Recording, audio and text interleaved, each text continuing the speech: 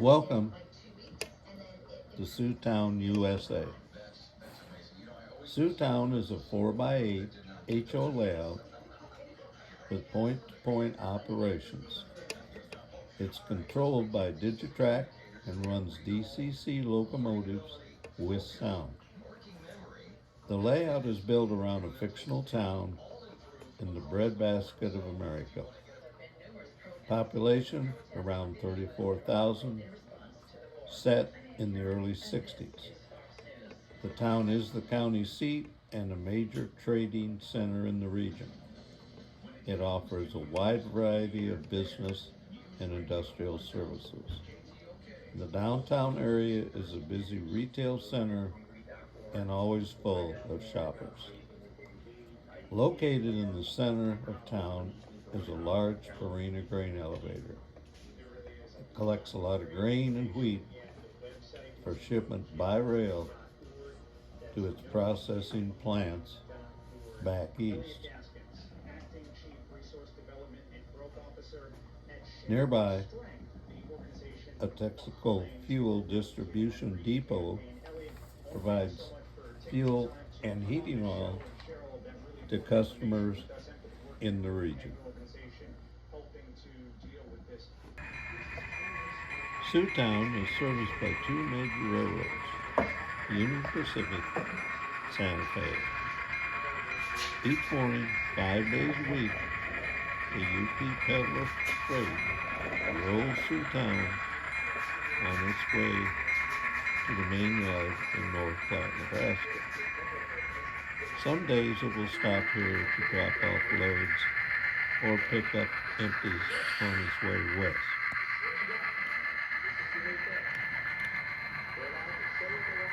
In this next shot, the train is about to cross over a switch. This switch will create a closed loop that will allow trains to run continuously in a circle through the layout. This loop is great if you just want to sit back and watch some trains run and not have to do anything.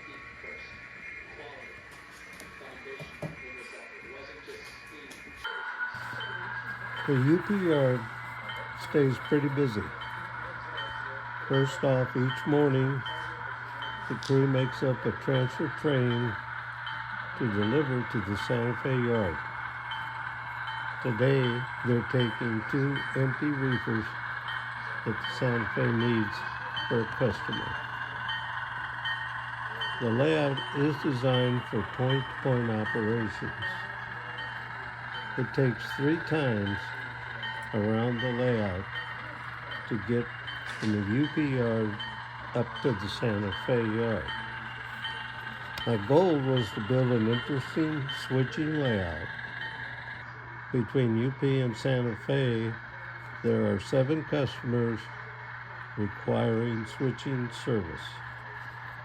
I also tried to select industries that require different types of rolling stock, and one of my favorite sites is the municipal dock in the Santa Fe yard. This dock can receive all kinds of special loads that most rail customers never get. You can also create interesting loads to ship out of the dock. The switcher has climbed the approach and is entering the viaduct that goes over the downtown area and into the Santa Fe yard on the bluff.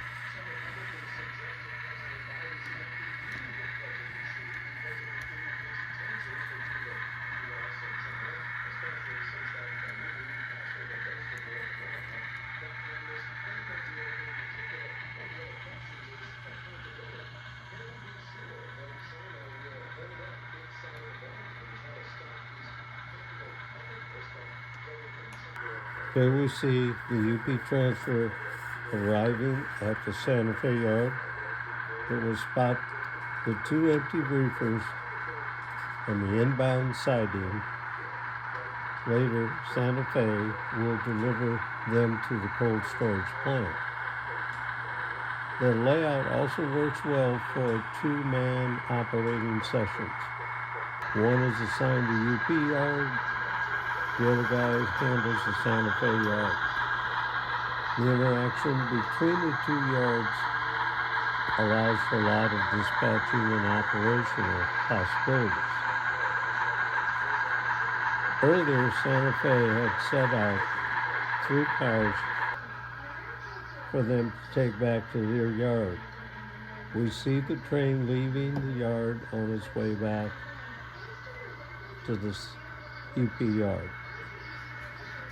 In order to avoid the flat board layout look, I built a 4.5-inch high, 14-inch deep, 8-foot long shelf along the back of the layout. It served as the roof of the tunnel and the base for the Santa Fe yard and a street of industry overlooking the town. I built the girder bridge and grade approach to connect the 2 levels, and it really works great.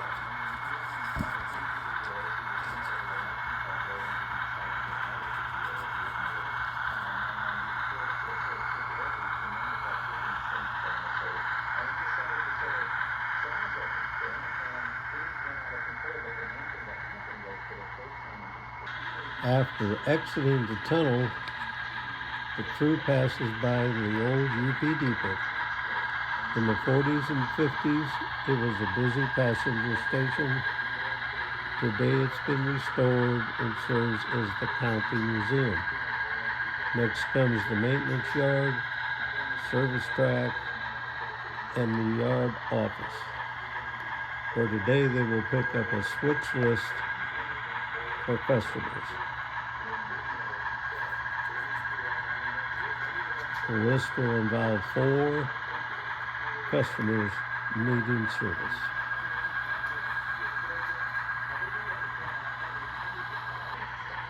This first sequence is spotting 2 empty grain boxcars at the Purina elevator.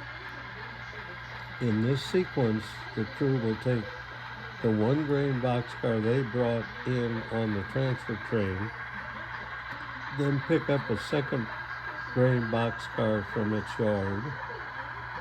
Then they will shove those back to the loading shed at the elevator. With the increase of crop production in the early days, small towns across the country built grain storage elevators, particularly if they had rail access. The demand also forced the railroads to design better rail cars to ship grain. As you can see, these 2 Santa Fe boxcars are specially designed for easy load and unloading of grain.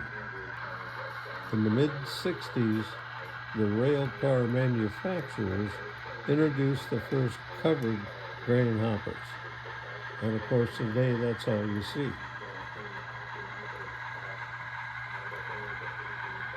The crew will next head back to pick up its next cars. At first, it has to stop off and drop a tank car they've got on the siding for later delivery.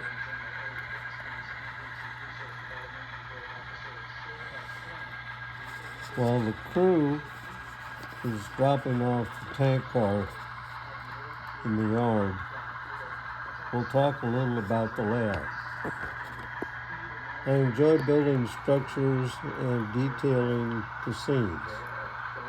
All my buildings are mounted on thin plywood bases, and that allows me to remove them from the layout and work on them at my bench. As in the view of the abandoned Fanfold feed store, I treat all building scenes as dioramas. Even the large ones like the lumberyard Texaco plant, batch plants. All of these I can take off the layout, take back to the bench to work on details that otherwise would be difficult if they were on place on the layout.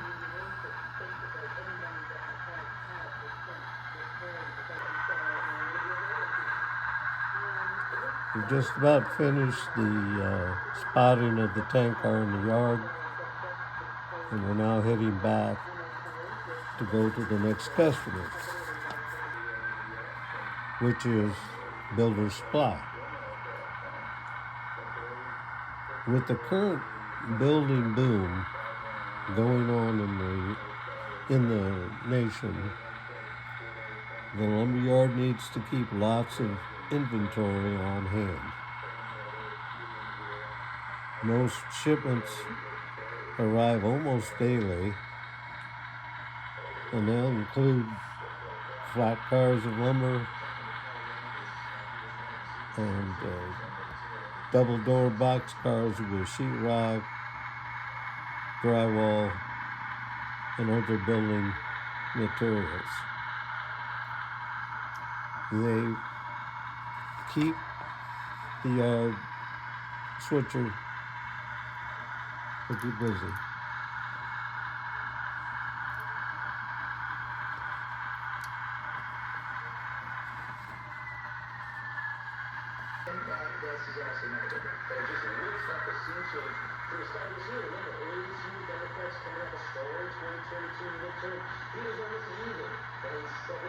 After finishing spotting the lumber load, the crew gets ready to head to the batch plant. Yesterday, they had brought a loaded cement hopper to the plant, but they were repairing the dumper and they couldn't spot the car. So today they're back to spot the car over the dump.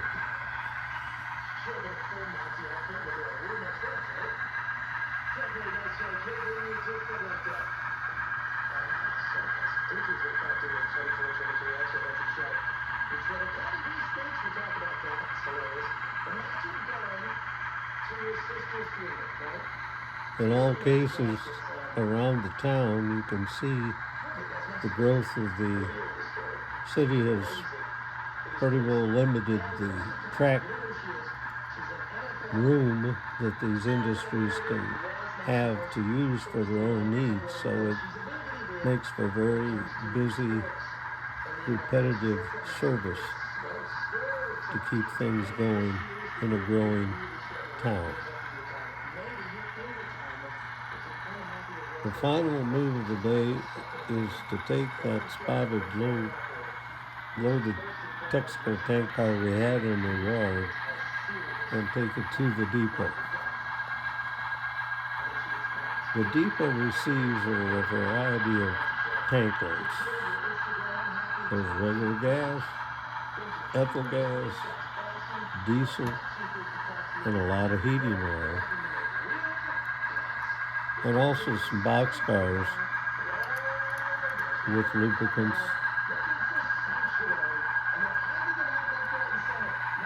They distribute these products to businesses all over the region.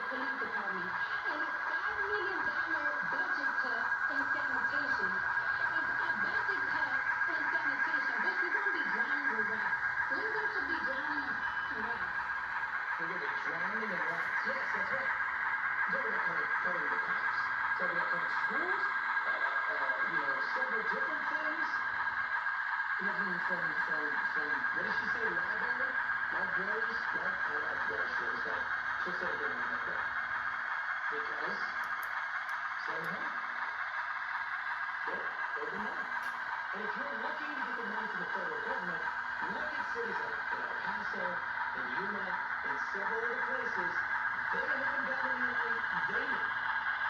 We've got a hospital here in Yuma. So I'm like an hour after I was near the hospitals, but the one big regional hospital in and around that area. And not everybody was there to support Trump and to have their The Santa Fe yard is small, being a part of something. but it has two customers that generate a lot of traffic. They were going to have an influence and be able to One is the cold storage plant, the other is the municipal dock. We see the Santa Fe crew spotting 3 empty reefers to be loaded with frozen perishables for shipping to our grocers. The municipal dock is open for business and industries. The dock receives a wide variety of heavy equipment, pipe, steel, scrap, and other night boxcar loads.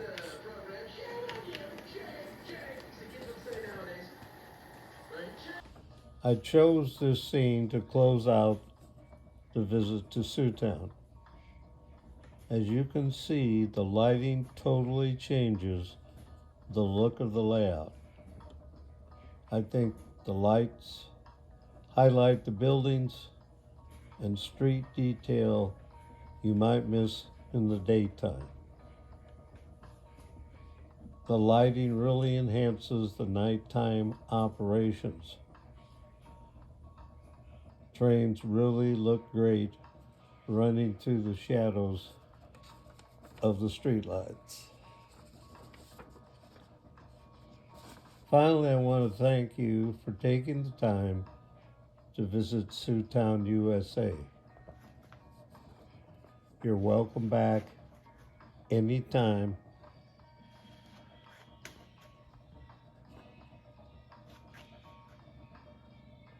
Bye now.